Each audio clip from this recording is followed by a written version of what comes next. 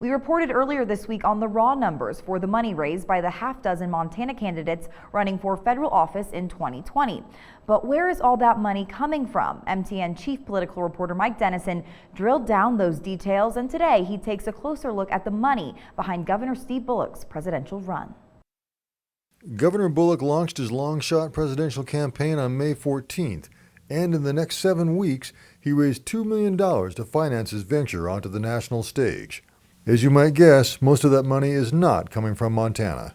Among his itemized donations, $367,000 came from Californians, another $236,000 from New Yorkers, and $191,000 from the Washington, D.C. corridor.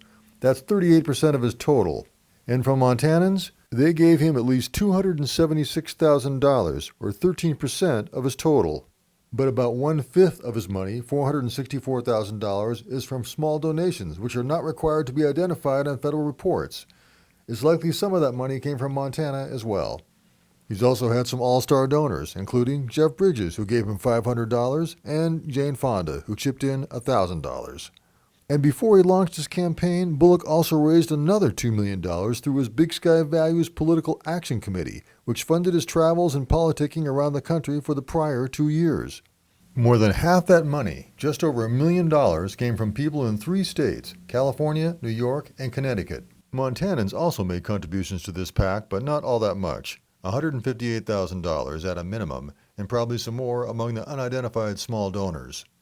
Most of that PAC money was spent on travel, donations to other Democratic campaigns, and consultants, including more than $400,000 to a pair of strategists who helped him raise the money. Governor Bullock still had $1.5 million unspent in his presidential campaign account 2 weeks ago. The question becomes, how much money does he need to stay in this race, and can he raise it? Reporting from Helena, Mike Dennison, MTN News.